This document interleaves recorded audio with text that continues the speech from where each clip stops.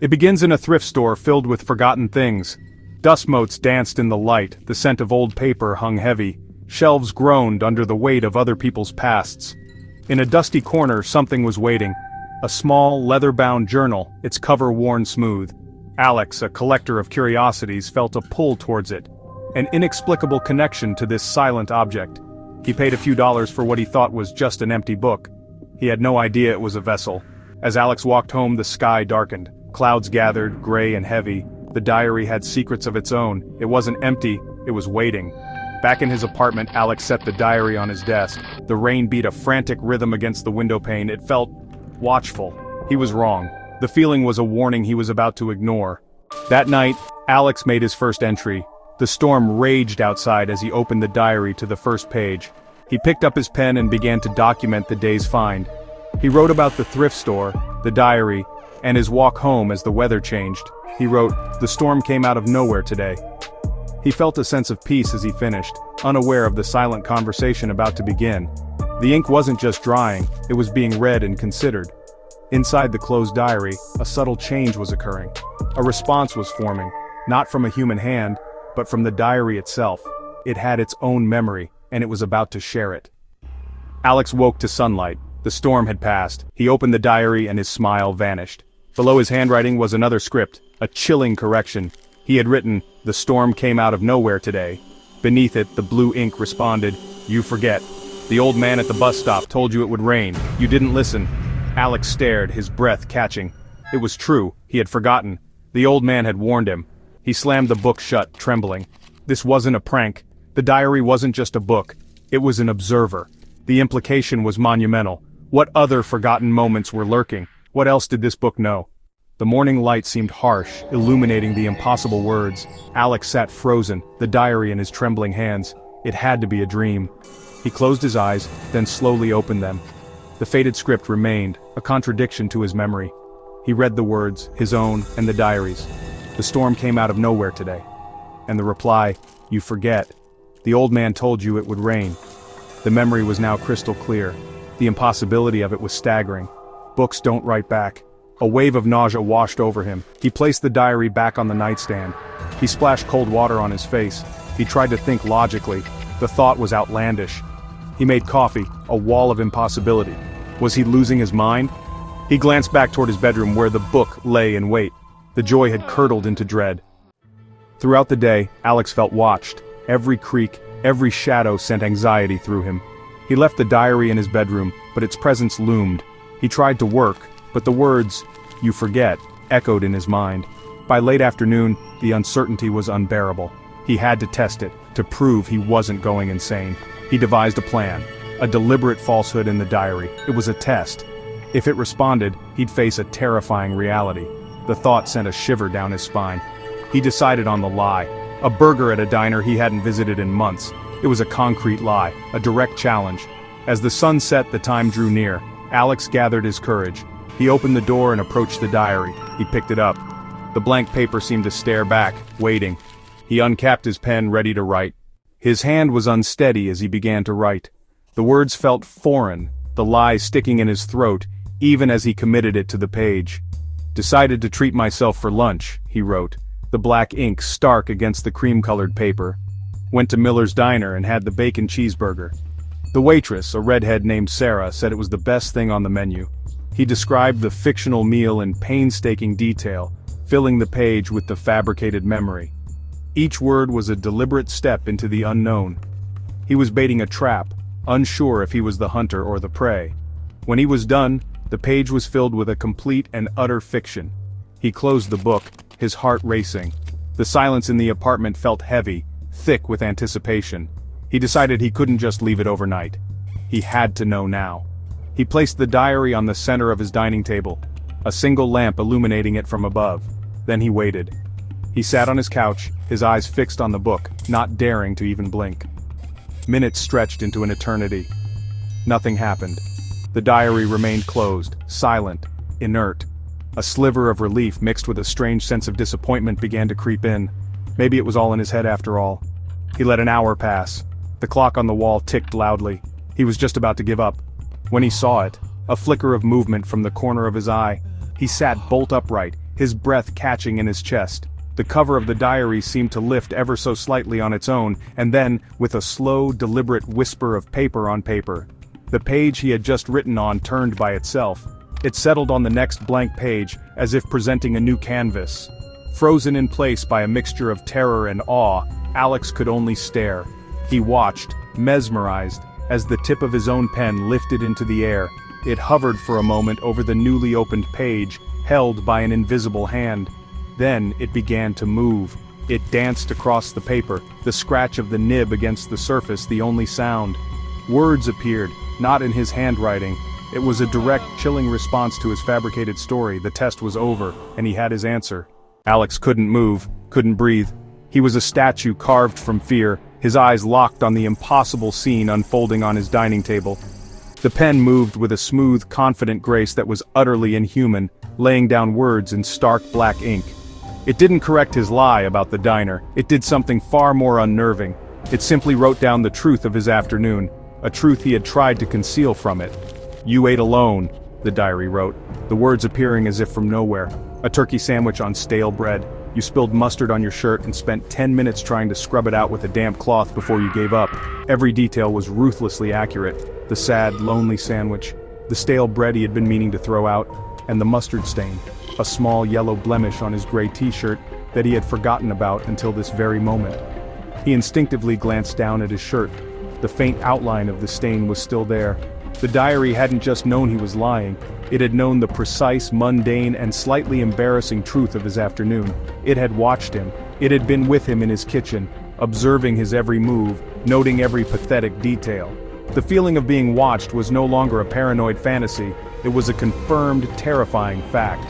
The pen finished its sentence and then clattered back onto the table, the sound unnaturally loud in the silence. The entry was complete, a perfect, detailed record of an event the diary should have had no knowledge of. Alex finally broke from his paralysis, pushing his chair back with a loud scrape. He stumbled away from the table, his mind reeling. This was beyond a simple trick, this was surveillance. A supernatural, all-seeing eye that had somehow attached itself to him. The diary wasn't just a confidant, it was a warden. It wasn't just a record, it was a judgment. He stood in the far corner of the room, his back pressed against the wall, staring at the open book on the table. The joy of his thrift store find felt like a memory from another lifetime. That simple, leather-bound book was no longer a curiosity, it was a threat. It knew his secrets, it knew his lies, it knew the truth he tried to hide even from himself. A new, more terrifying question began to form in his mind, eclipsing all the others. If it knew his past, if it knew his present with such unnerving clarity, what did it know about his future? The words seemed to burn on the page. "You spilled mustard on your shirt." Alex stood pinned to the far wall of his apartment, reading the entry over and over. This was a violation. The diary had laid his pathetic private truth bare. The diary hadn't just known, it had provided proof. There was no rational explanation for this. No hidden camera could account for the intimacy of the knowledge this book possessed. It was as if it had been inside his head. A new kind of fear began to take root. The diary wasn't just a passive object, it was an active participant in his life. It was watching, recording, and judging. He snatched the diary and slammed it shut. His first instinct was to destroy it, but a chilling thought stopped him. What if destroying it was the wrong thing to do? He was dealing with an entity, and he had no idea what the rules were. For days, Alex tried to ignore the diary, shoving it into the back of his closet. He tried to reclaim his life, forcing normalcy back into his apartment. But its presence lingered. Every quiet moment was filled with a morbid curiosity stronger than his fear. He had to understand the limits of its power. On the third night, he gave in. He retrieved the diary. He had a new test in mind, thinking about a news story he had followed earlier that week. A local convenience store robbery. Alex opened the diary to a new page. He wrote, "What did the robber do with the money?" He was pointing the diary's unblinking eye outward, into the city's hidden secrets, waiting to see what it would show him. He closed the diary. The thought of seeing the pen move again was too much to bear. He needed distance. He left his apartment, walking out into the cool night air. He walked for hours, the question he had written echoing in his head. When he returned, well after midnight, he unlocked his door and stepped inside. The diary was no longer closed. It lay open, and he knew it had answered him. A new entry had appeared below his question, written in that same eerie, faded blue script. It was a short, cryptic paragraph filled with chillingly specific details. Under the loose floorboard, the third house from the corner with the broken gate. He weeps for the dog he had to leave behind. Alex read the words again and again. This was an address, a motive, a glimpse into the heart of a frightened criminal. The diary wasn't just an observer, it was a confessor. The whispers were growing louder, telling tales from the city's dark and hidden corners. The next day, Alex couldn't escape the diary's words. The third house from the corner with the broken gate. He felt compelled to see if it was true, so he drove to the address from the news. The house was real. Small, run down, the gate broken just as described. Sitting in his car, Alex realized the diary hadn't just revealed a crime. It had forced him to witness someone's hidden pain. The secret weighed on him, a burden he never asked for. The diary didn't just write facts, it wrote truths. Now Alex was part of its story. Alex sat in his car, staring at the house, feeling like a trespasser in someone else's tragedy. The knowledge from the diary made him complicit, poisoned by secrets he couldn't share. He watched the house, feeling pity for the faceless robber and the weight of knowing too much. As the sun set, fear crept in. What if someone saw him? The diary was pulling his strings, making him a character in its narrative. With one last look, Alex drove away, haunted by what the diary could see. If it knew this, what else would it reveal? For a week, Alex avoided the diary, but curiosity gnawed at him. Could it predict the future, not just reveal secrets? One sleepless night, he gave in and wrote a question. What will happen to Marcus Thorne next week? He chose Marcus, a distant colleague, to test the diary's power. Closing the book, Alex felt a cold dread settle in. He was no longer just a victim, he was interrogating the unknown. He waited for the diary's answer, terrified of what it might reveal. The next morning, Alex found the diary open, a new entry written in blue ink. It read, Marcus Thorne will die. A car accident. Tuesday at the intersection of Elm and 4th. He will not see the red truck. The prediction was chillingly specific.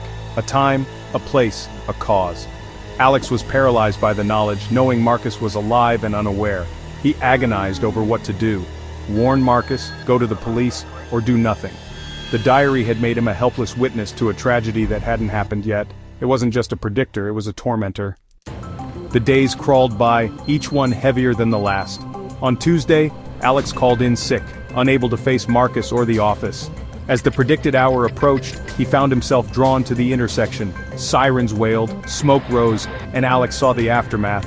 Marcus's car, destroyed, a red truck nearby. The diary's prophecy had come true down to the last detail. Alex was left with the horror of knowing and the guilt of doing nothing. The diary's power was real and its grip on him was tightening. Alex stood frozen, watching the burning car. He had seen this in the diary. The guilt twisted in his gut. He was an accomplice to fate. Scanning the buildings, he saw him, a figure silhouetted in a window across from the crash, just watching. Alex felt a primal dread. What if the diary wasn't predicting events but causing them? Had he signed a death warrant? The book wasn't an oracle, but a weapon. The figure turned, as if feeling Alex's stare, then disappeared. Alex stared at the empty window. He wasn't alone. Someone was watching the watchers. The sirens faded. Alex stared at the empty window. The silhouette was gone, but its presence lingered, replaced by the chilling image of that silent watcher. He was part of a sinister game, with players he couldn't see. The watcher was proof. The figure was connected to the diary, observer or something more. The figure hadn't seemed shocked by the tragedy below. The thought made Alex's blood run cold. He had stumbled into a conspiracy of the supernatural. He turned away from the scene and the haunting window. The watcher's slow turn felt like a brand. It was a message. I see you. He was being hunted by a person. The diary was the link between them. The diary sat on his desk, looking deceptively innocent. That book was a beacon. It was a matter of survival. The next morning, Alex began his investigation at the thrift store. He needed to know where the diary came from. He drove to the store. The same dusty smell of old paper greeted him. He spoke to the elderly woman behind the register, the same woman who had sold him the book. Donations came in every day. There were no records of who donated what. It was a dead end. Just as he was about to give up, the woman's eyes lit up. It was an old wooden footlocker, she recalled. This was it, a thread. Blackwood, she said. The name on the letters was Blackwood. The name hung in the air. Blackwood. The name was his only lead, a single word plucked from the thrift store's sea of forgotten things. Alex spent the next several days consumed by a new obsession, diving headfirst into the city's public records and digital archives. He searched for the name Blackwood, cross-referencing it with obituaries, property deeds, and old census data, looking for any connection to the area. It was a painstaking process, like searching for a single grain of sand on an endless beach. He neglected his work, ignored calls from friends, and barely slept, fueled by black coffee and a desperate gnawing fear. He was hunting a ghost through paper trails. His search was fruitless at first. The name Blackwood appeared a few times, but none of the records seemed to fit. The families were too recent, their histories too clean. He felt the trail going cold, the dread returning with a vengeance. What if the name was a red herring? What if the letters in the footlocker had no connection to the diary's true owner? He was close to giving up when he decided to expand his search, looking through the digitized archives of old city newspapers, going back 50, then 60, then 70 years, and that's when he found it. A small article, buried in the society pages of a newspaper from 1958. The article was brief, a short notice about the death of a reclusive local author and historian named Alistair Blackwood. He had passed away in his ancestral home on the outskirts of the city, a place that had been in his family for generations. The article mentioned he had no living relatives, and that his vast collection of books and historical artifacts would be handled by an estate executor. It described him as an eccentric man, rarely seen in public, who was known for his intense research into the city's darker, unspoken histories. The phrase sent a shiver down Alex's spine. This had to be him. The article included a grainy black and white photograph of the Blackwood estate, taken from a distance. It was a large, Gothic-looking house surrounded by overgrown trees, looking more like a mausoleum than a home. But it was the address listed below the photo that made Alex's breath catch in his throat. It was a street he now knew, a street he had visited just days before. The Blackwood estate was located on a large plot of land that directly backed onto the row of houses on Elm Street. From the upper floors of that decaying mansion, one would have a perfect, unobstructed view of the intersection of Elm and 4th. The realization hit Alex hard. The watcher in the window during the crash wasn't across the street, it was Alistair Blackwood's abandoned house. The connections formed a terrifying pattern. He felt an irresistible pull to see the house. That evening he drove to the intersection. Beyond the fence stood the imposing Blackwood estate. He looked up at the second-floor windows. One pane of dark glass remained intact, a perfect vantage point. Then, a flicker of movement. A light flickered on. A silhouette stepped into view, looking directly at him. The figure raised a hand, beckoning him towards the house. The invitation was unmistakable. A single, illuminated window in a house that should have been dark for decades. A silhouette raising its hand in a gesture of dark welcome. Alex stood frozen outside the rusted fence, the cold night air doing little to cool the terror that gripped him. Every rational instinct screamed at him to run, but he knew that running was no longer an option. The watcher in the window was the key, either the source of the diary's power or its master. He could retreat into paranoia, or he could face it. He could accept the silent invitation, walk through the broken gate, and confront the entity pulling the strings of his life. The fear was immense, but beneath it was resolve. He had to know. The diary had stained him with a guilt that he could not wash away. Perhaps confronting the source was the only path to absolution. His old life was gone, erased the moment he opened that leather-bound book. This dark house, this strange watcher, this was his reality now. Alex took a step forward. As he stepped onto the grounds, the light in the window went out. The door had been opened, and the final act of this terrifying story was about to begin. The walk to the front door of the Blackwood mansion felt like a mile. The house loomed over him, a silent, decaying giant, its empty windows like 100 vacant stairs. The front door was a huge slab of dark, weathered wood. He expected it to be locked, to be an impassable barrier, but when he reached out and touched the heavy iron handle, it turned with an unnerving ease. The door swung inward on creaking hinges, opening into a cavernous, pitch-black foyer that smelled of dust, decay, and something else. Something faintly sweet, like dried flowers. He stepped across the threshold and the door swung shut behind him with a deafening boom that echoed through the silent halls. He was plunged into absolute darkness, a blackness so complete it felt solid, pressing in on him from all sides. Panic flared in his chest, hot and sharp. He fumbled for his phone, his shaking hands barely able to activate the flashlight. The thin, white beam cut through the darkness, revealing a grand decaying entrance hall. A sweeping staircase, its banister thick with cobwebs, rose into the gloom. Furniture lay shrouded in white cloths like sleeping ghosts. The beam of his light danced across faded portraits on the walls, their eyes seeming to follow his every move. He was in the belly of the beast. He didn't know where to go, what he was looking for. He called out, his voice a small, trembling thing in the vast silence. "Hello? Is anyone here?" Only the echo answered him, a mocking whisper from the shadows. He moved deeper into the house, his light catching glimpses of a life long past. A library with empty shelves, a dining room with a table set for guests who never arrived.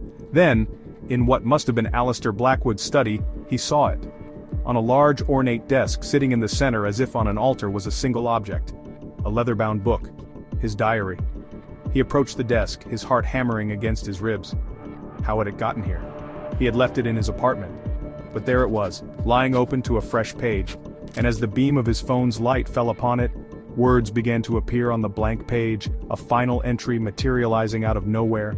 This time, it was not the elegant blue script, nor the black ink of his own pen. It was a frantic, terrifying scrawl, as if written by a hand trembling with fear. It was a script he had never seen before, and it was not a correction or a prediction, it was a warning. The hastily scrawled words bled onto the page, desperate and final. He makes you ask the questions, it wrote, the letters jagged and uneven. He shows you the truth to make you trust it. But the book doesn't just predict, it chooses, it directs. He made you choose Marcus, now he will choose you. Get out. He's behind you. Alex's blood turned to ice. He read the last 3 words again, he's behind you, and a primal paralyzing fear seized him. He could feel it now, a change in the air, a cold spot in the room, the distinct, terrifying sensation of not being alone. The watcher was no longer in the window, he was in the room. Slowly, every muscle in his body screaming in protest, Alex turned around. Standing in the doorway of the study, a tall, gaunt figure, was the silhouette from the window. He was a man, old and thin, dressed in dated, formal clothing. His face was pale and drawn, but his eyes burned with a feverish, intense light. It was Alistair Blackwood. Not a ghost, but something impossibly, horribly alive. Or perhaps something kept alive by the diary's dark power. He held no weapon, but he radiated an aura of ancient malice that was more terrifying than any blade. He just smiled, a thin, cruel slash across his pale face. "You see," Blackwood whispered, his voice a dry rustle of dead leaves. "It's a wonderful tool for tidying up the world. So many messy little lives. You just need someone to hold the pen. Someone to ask the right questions, someone to make the choice." He took a slow step into the room. Alex stumbled backward, his hand falling upon the diary on the desk. He instinctively slammed it shut, as if that could somehow stop what was about to happen. Blackwood chuckled, a dry, rattling sound. "Too late for that," he said. "The final prediction has already been made. Your name has been entered." Alex's eyes darted down to the diary. Even though it was closed, he could feel a strange energy emanating from it, a low, thrumming vibration. He knew what Blackwood meant. The diary wasn't just predicting his fate, it was commanding it. It was writing his end right now. His frantic mind raced, searching for an escape, but there was none. The doors were closed, the windows were boarded. He was trapped in the heart of the story with its monstrous author. The final page was turning, and his own name was on it. The diary that writes back was about to write its final, chilling response. The official story, Alex, obsessed with a cold case, the death of Marcus Thorne, breaks into the Blackwood estate. In the decaying house, he suffers a fatal accident, a tragic end. They find an old, empty diary, because the diary knows how to keep its secrets. It knows how to erase the evidence, how to wait for the next hand to pick it up. At the bottom of that box, a beautiful, simple leather-bound journal will be waiting, ready for a new owner, ready for a new story. The diary is a trap. It is a cycle of curiosity, power, and death repeating itself. Be careful what you pick up. You may have found something else entirely, something that is not empty, but waiting.